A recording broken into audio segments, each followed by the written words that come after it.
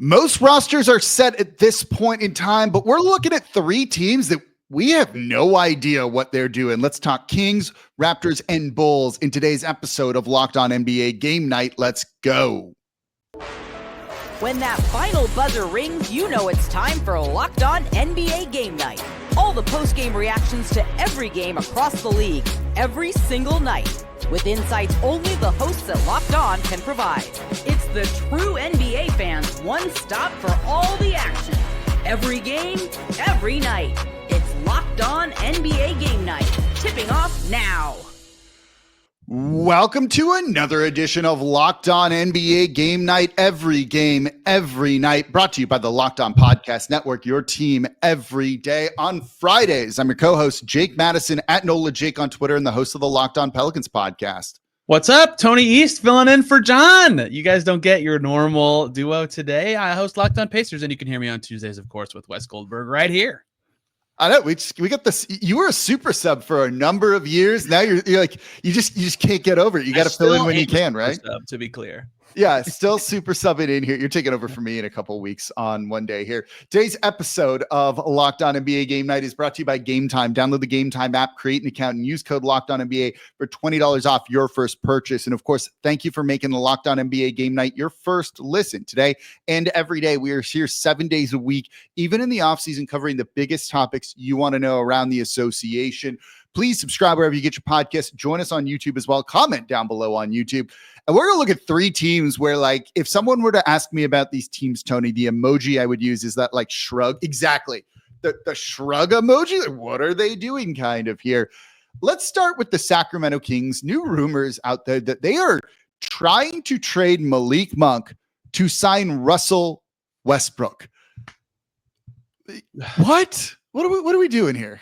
I almost wouldn't believe this if Monk wasn't already in confusing rumors to me. Like, they had the mid-level exception, and they used it on Dennis Schroeder, and everybody was like, they're going to sign and trade Monk for Schroeder. I'm like, why? Just sign Dennis Schroeder. If you want Dennis Schroeder, you don't have to trade Malik Monk. And then he gets connected as a salary and all these Kuminga things. Clearly, the Kings don't want him or want to have different use of that salary for some reason. Like, Malik Monk's kind of good. I get that he might be a little overpaid for a bench guard who is okay at a lot of stuff, but I'm just very surprised that they're rushed to not have Malik Monk on their team, even if his contract is meh. Yeah, like that's the thing. It's like you don't need to aggressively try and trade Malik Monk away. Like maybe if the right offer comes along, but it's not like we got to get rid of this guy. Let's go over to Matt George for Locked On Kings to maybe we can get a little bit more clarity here. Why are the Sacramento Kings trying so hard to trade Malik Monk? Well, there seem to be two primary reasons. The first one, strictly financial. The Kings, like a lot of teams, don't have a lot of financial flexibility and cap space, and they desperately need to make some changes to this roster and address some holes. New general manager Scott Perry inheriting a bit of a mess with this roster, and that includes two massive contracts that he's going to be lucky to ever be able to move. Zach LaVine makes almost $100 million over the next 2 years. Domantas Sabonis paid over $40 million for the next 3 years, including $48 million the final year of his contract. Then there's DeMar DeRozan, who's in the $24 million range. Next year of his deal is partially guaranteed. That a little easier to move than those other two contracts, but still not easy to move in this current financial climate. So then you have Malik Monk's $18 million per year. That seems to be a reasonable contract to try and trade that can open up the space to be able to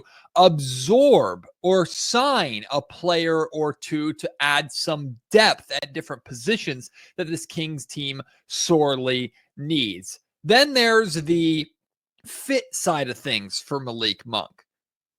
Scott Perry and Doug Christie are clearly trying to build a new identity here in Sacramento. And I think it's been made pretty clear that Malik is one of the players that doesn't seem to fit that long-term vision. Now, while I don't think the Kings should just disregard Malik Monk and Scott Perry should give Malik Monk away for nothing, which of course he will not, I think it would be silly or foolish just to count Malik Monk out considering how important he's been for the Sacramento Kings over the next 3 years. But a combination of needing to free up money plus Malik not really being a fit with the long-term vision is why we see the Sacramento Kings trying so hard to move on from him, especially if they can use him to ultimately bring in a player like potentially a Jonathan Kuminga to address some of the needs of this roster and put Sacramento in a better position long-term, or at least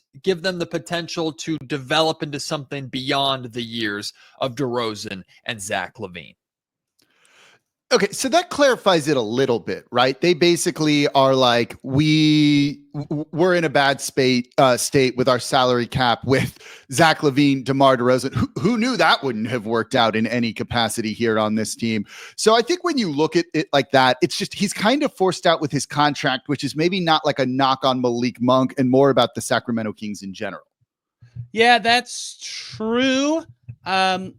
It might be hard. Like, his money might not be worth it as much to the Kings, but it wasn't a problem last year, and they traded away point guards, and he can kind of pass. Like, it seems like he should fit. It's all very confusing. It is, especially when it's like, let's get rid of Malik Monk and bring in Russell Westbrook. Yeah, right. And for Kuminga, like, sure, right? Like, I can kind of get behind that if you've got to include him in a sign and trade deal, something like that. But if you're trading away for what Matt George said of like depth, like more depth at point guard that I don't think you really need, given Schroeder and Zach LaVine, and Monk, as you mentioned, can handle the ball. Like, is it just the Kings being the Kings? Like, still, like, whoever's in charge doesn't matter? Yeah, for Kuminga, I'd understand it. I don't particularly think he's awesome myself, but I'm like, yeah, I get why you're making the bet. Yeah, I fully, right? Like, I'm not a big Kuminga guy, but you're like, all right, he's young. There's a ceiling there that maybe he can reach something along those lines. But if you're clearing Monk off your team to have Russell Westbrook be your backup point guard, like, I guess the money is the reason. Like, Matt just explained it very well. But like, Malik Monk's just better. Even at backup point guard, I would say Malik Monk's just better. Look, also we've seen I think Russell Westbrook gets a bad rap even like at this point in time for him, but like, he does seem at times to struggle to adapt to a slightly different role than what he's been used to in his career. I think he kind of was like scapegoated in Los Angeles and run out of like the Lakers there a little bit. But overall, like, this is someone who like isn't the former MVP anymore, right? Right.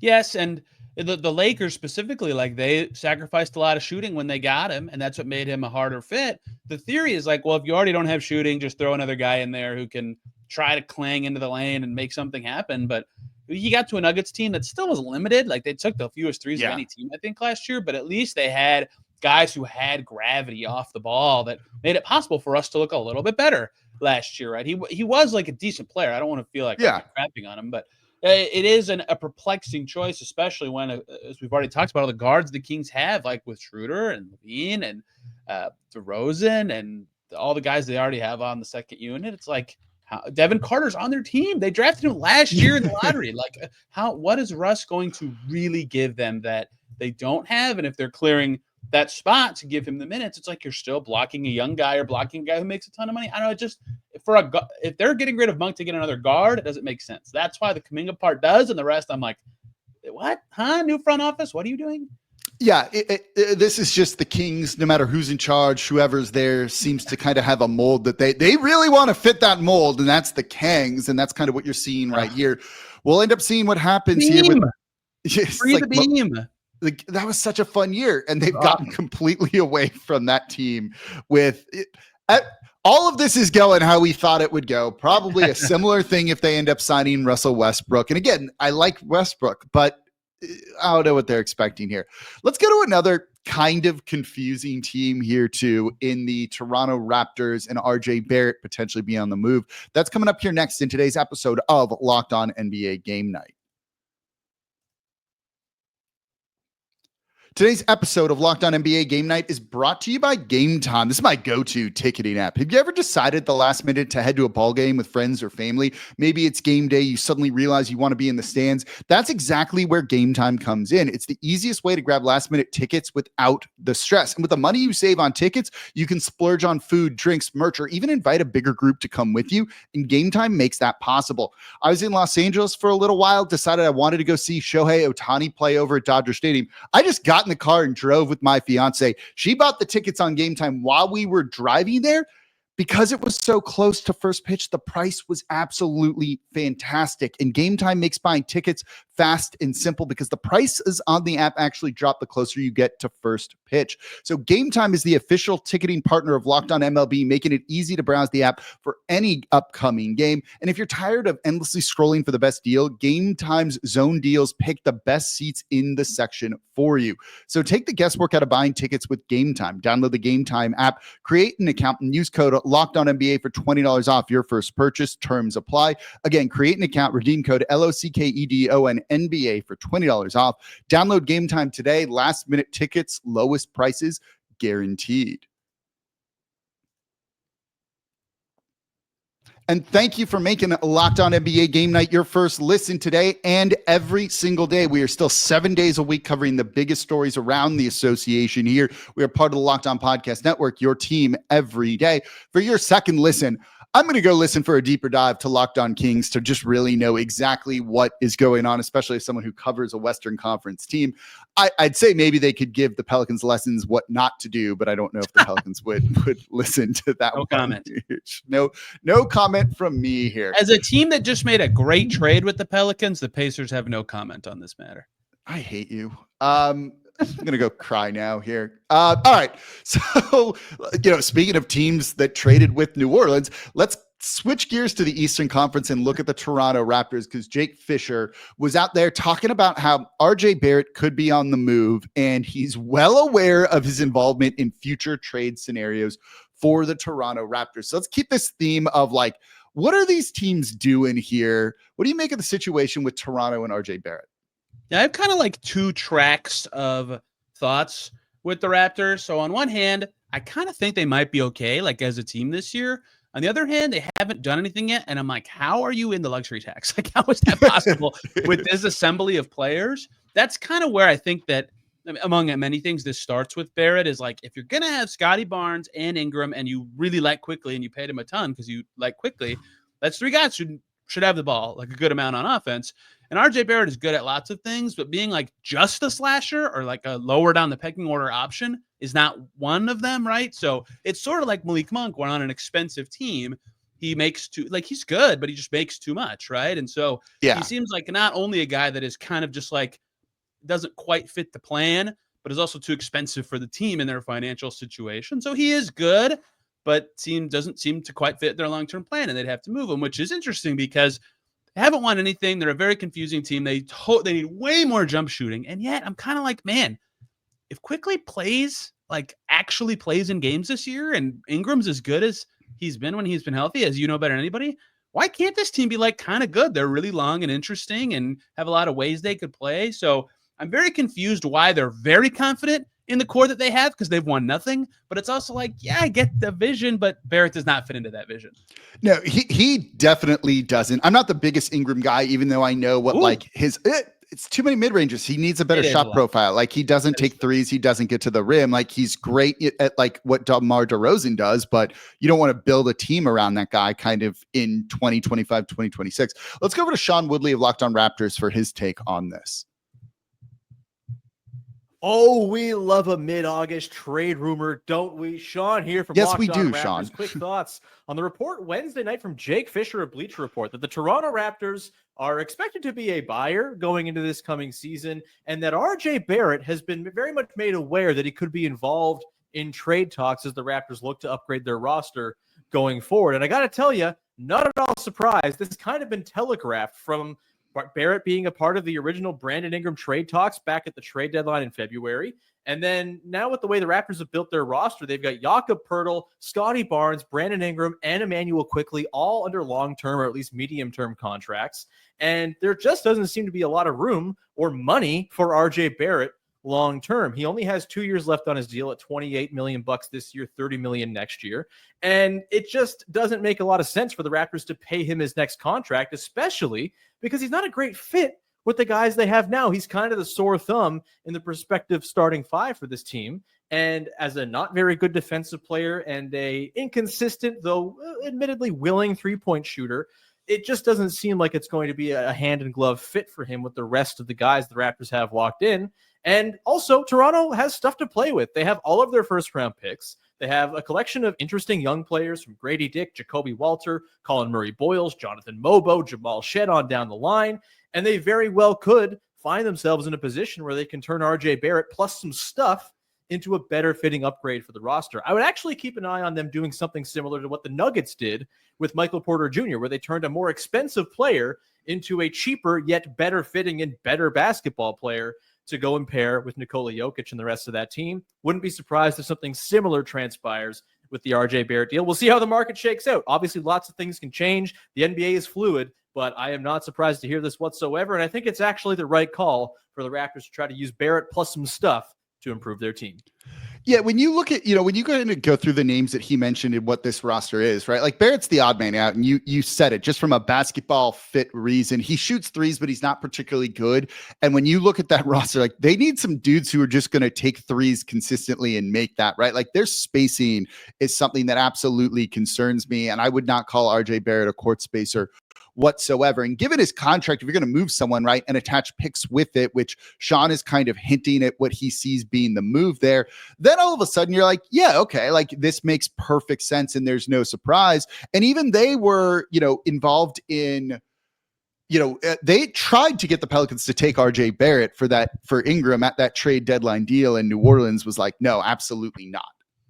Yeah, especially if Bruce Brown's an option. Not even that Bruce Brown's better. He just was an expiring contract. And that's the other problem with Barrett, to fitting the point he said, is like the reason they'd have to attach young guys to Barrett to get a better player is that contract is at best neutral value, right? It's not like so bad. He's a fine player. But where is RJ Barrett like an awesome fit of all these teams that would want him? Like anywhere? It's tough to find a team that's like, I don't think you're not looking to get the fit with him, right? And like showcase him. You're looking to get a pick or two with him, I think, right? Like, that's what it is. I would imagine his contract is viewed negatively around the league just for what he makes. It's not like an egregious amount of money, but when you, in this apron era that we're in, right, whether it's first or second, everyone's got to kind of earn almost every dollar on their contract. And even if they're overpaid, even if it's not a $40 million deal or something like that, that's going to potentially prevent you from making another move or get you closer to those restrictions that everyone is frankly terrified of right now.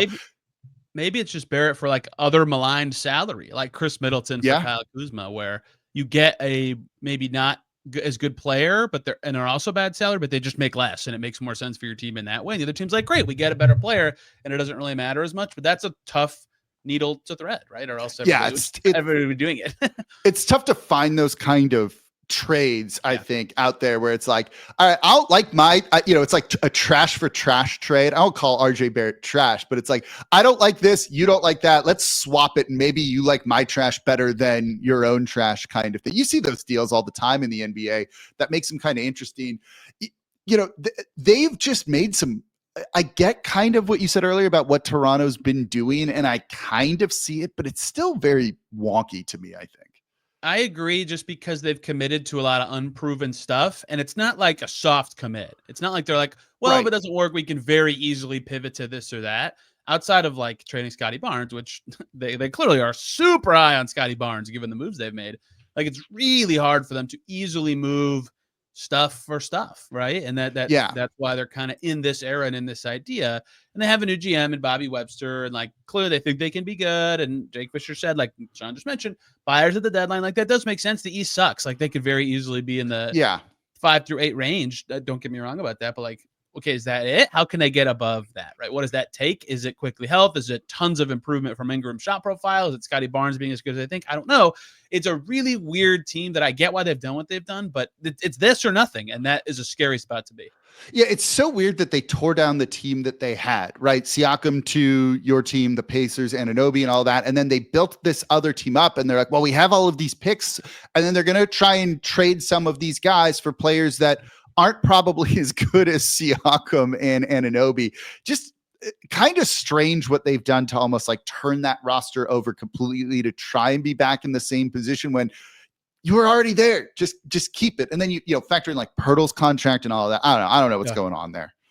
No one really knows perfectly, but yeah, Pirtle's contract, another example. Like they are in with this group, right? They are betting that this group of players, maybe minus an RJ Barrett, will be good. And that's to be determined. Not that they aren't talented players, and they could be right, but to be determined. Like unproven coach, new GM, like it's all very interesting, and that's why you hear buyers from an unproven team, and you go, "Is that the right choice? How's this going to work?" But maybe they're right. We'll see. So let's shift gears to another Eastern Conference team next year that is not going to be buyers or sellers. I don't know what the Chicago Bulls are doing. We're going to talk about it coming up here. It's a lot of face palming from Tony East today. That's coming up here next in today's episode of Locked On NBA Game Night.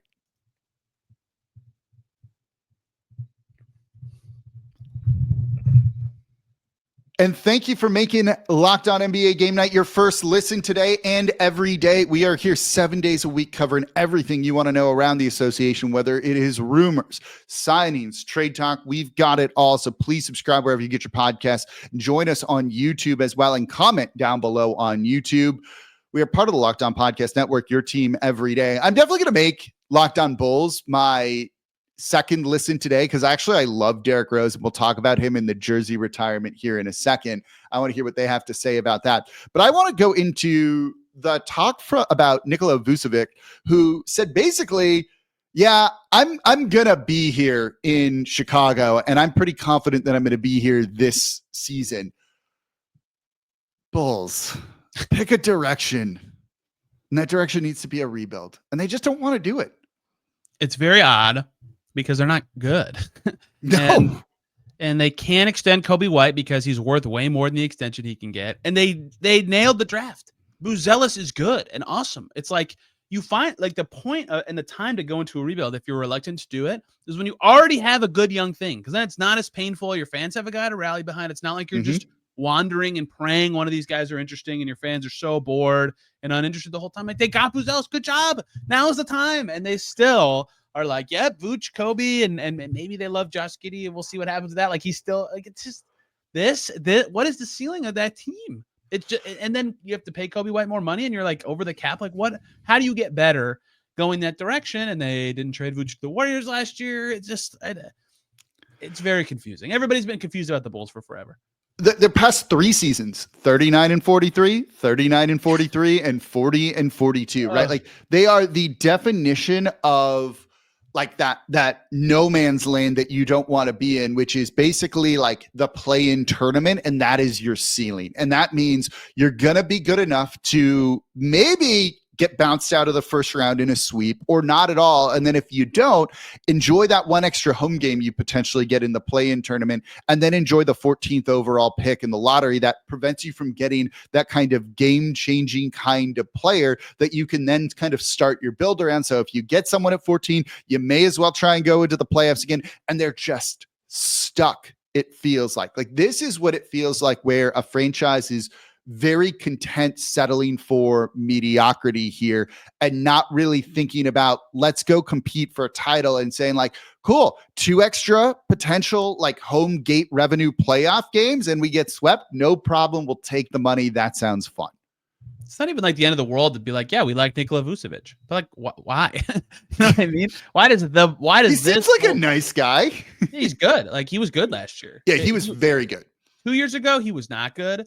And I remember you got killed for a fake trade with him like a while ago. And then he was good last year. Like, actually, he was really good. His touch was back, and he, it was just like a different looking player. And now he's expiring, I believe, right? So it's like he probably would have interest. I don't know what the Bulls would do at center without him, but it's just like, what is the point of this? I feel about a lot of, I don't know. They're just they just confuse me. And like they dumped all these players away and got like very little for them. And maybe Giddey will be way better next year, but he's not even on the team yet. They haven't even figured that part out. Technically, still unsigned there. Oh, I got to ask you a question of you remembering me getting killed for the Vucevic fake trade. Oh, yeah. Well, I remember that because I saw that and I was like, is Jake serious with this? I wasn't. I was also like, look, talk about desperate teams. I covered the New Orleans Pelicans here. Sometimes you just got to do something. I think I wouldn't have been that wrong about it, clearly, because he was like outstanding. He would have fit really well on New Orleans with Zion Williamson. Yeah. I totally saw that come. I was like, why are you remembering that? Oh, I remember. It's like, I'm too online, Jake. I remember. Do you have just like a store base of knowledge in there that's like, oh, I can't wait to bring this up? Like you're just saving things on Twitter, but in your mind? Well, I don't know why. I truly don't know why I remember that. I was like, it's okay. A couple people like, and you were like all about the Eve Messi train. Eve Messi was good too, though. So it's even trickier. Yeah, I know. Look, I can't win here. Okay. So, you know who's winning is Derrick Rose getting his jersey retired. He's set to become the 5th player to have his Bulls jersey retired, joining Michael Jordan, Scottie Pippen, Jerry Sloan, Bob Love. Let's play real or fake here because we do that on Fridays as we start to wrap up the show. We got the theme song and everything. Is this real or fake? Just ask John and Jake. Ask Tony and Jake here. Real or fake? This is deserved and should happen for Derrick Rose. Look at the names he's up there with. I know. It's quite the crew. The song is distracting me. I I think it's real. Like you win it. It's weird because the Bulls like team success was never extremely high in the Derrick Rose era, which obviously we get it. He got hurt, but you win MVP, like that's how it goes. You know, and I think that's totally fair. Like that standard is fine to me. You win an MVP with a franchise, great. Jersey goes up. Yeah, I think that's actually pretty good. Like I agree with you, right? Like he was such a fun and kind of like with like a changing of the times in the NBA, you had this influx of like really young, hyper athletic point guards that were so much fun to watch. At the time, I don't know if he still is, was the youngest MVP winner, right? He's been clearly a very influential player when we have things like the Rose Rule that come into contracts and factor into things. I also think him being from Chicago and being a Chicago guy, there's like that element of it too. Like if he wasn't from Chicago, does that potentially change things in retiring his jersey? But like, I think this is kind of like slightly larger than like his contributions on the court. For sure. Because like go look, you mentioned the Bulls last 3 years, right? Mm-hmm. Go look at their entire since Jordan, like franchise history and like how they've done season by season. Like that was the time. That was like probably one of their best times since Jordan, right? They haven't really been particularly fantastic in the last 20 plus years. And so having a local kid go crazy and be MVP, be like, oh my gosh, we like can do something. Like we're good, you know, was exciting for the team. And it obviously was horrible that it ended so ungracefully. And he had big moments with other teams. But again, for a jersey retirement, like the Pacers are stingy. So they're kind of my thing. But like if a Pacers player ever won MVP, I would feel like, yeah, yes, that would go up to me. Yeah, it's like just do it, especially if they led you to like the best success you've had in an extended period of time. And as you mentioned, since Jordan retired, it's not particularly great there in Chicago. I'm with you. I think it's real. Like I think this is going to be cool. I'm going to be watching that ceremony and looking at it. So that's going to be a lot of fun to see here. I agree. They play the Celtics that night. I wish it was like a Knicks or a Wolves or a different team he played for too. I think they could have added to the emotion that'd have been a cool. little bit. Not that it's like, oh no, the Celtics, what are they doing? But that I think that would be the only thing that really added to it for me. But he's always like for this discussion that we're having, the test case for a lot of the stuff, right? Should he be in the Hall of Fame? And he's the only MVP who wouldn't be in it because he didn't do all this other stuff. And like, it's fair to discuss this, but like MVP is the thing. And I just think that should come with like some kind of guaranteed perks, which is fine to me.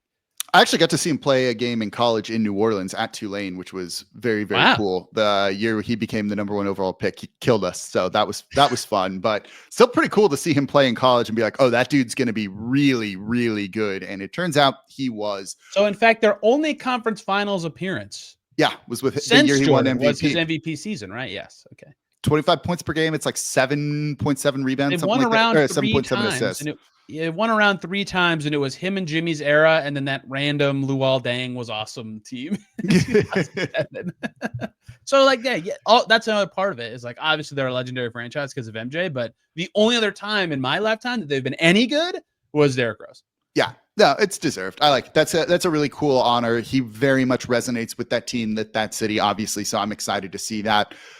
All right, that's going to do it for this episode of Locked On NBA Game Night. 3 teams of what the heck are they doing? Let us know what you think is the most confusing, which is the most confusing team in the comments down below on YouTube. And on Fridays, I'm your co-host, Jake Madison, at NOLA Jake on Twitter and the host of the Locked On Pelicans podcast.